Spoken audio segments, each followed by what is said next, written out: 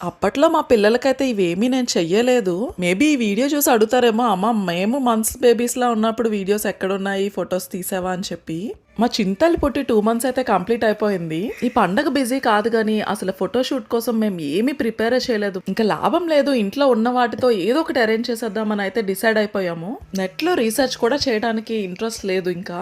అప్పటికప్పుడు మైండ్‌లో ఏది తడితే అది చేసేద్దాంలా అని చెప్పి బ్లైండ్‌గా చేసుకొని వెళ్ళిపోతున్నాం ఇంకా. ఈ టమాటా పళ్ళు ఉంటే చాలు సగం photoshoot complete అయిపోయినట్లే. Yashu దిశాకైతే everyday photoshoot ఉండేది సీరియస్లీ. అంటే ఎవ్రీ మంత్ చేయాలని కాదు, ఎవ్రీ మూమెంట్ ని నేనైతే క్యాప్చర్ చేసేదాన్ని నాకున్న ఫోటోల పిచ్చికి.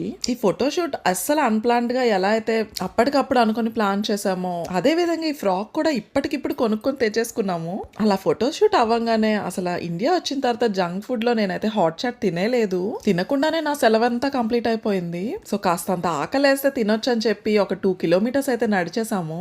వాకింగ్ అంటే ఏదో సీరియస్ గా డెడికేషన్ గా చేసిందైతే కాదు, అలా షాపింగ్ మాల్ కి వెళ్ళి ఫుల్ గా షాపింగ్ అయితే చేసేసా.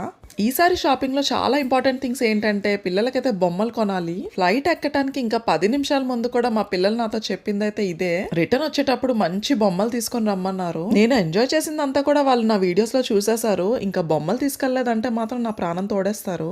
ఇంకా తినాలనిపించినవి అన్ని కూడా ఆర్డర్ చేసుకొని అయితే కడుపు నిండా తినేసాము. అన్ని చాలా చాలా టేస్టీగా ఉన్నాయి. ఇంకా మంచూరియా అయితే చెప్పాల్సిన అవసరమే లేదు.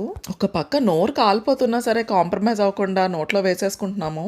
ఎవరైనా కాస్త చల్లారాక తింటారు, మేమైతే నోట్లో వేసుకున్నాక విసురుకుంటున్నాము. మనోడైతే మాత్రం నేను జర్మనీ ఫ్లైట్ ఎక్కేస్తే చాలా ఫీల్ అవుతాడు.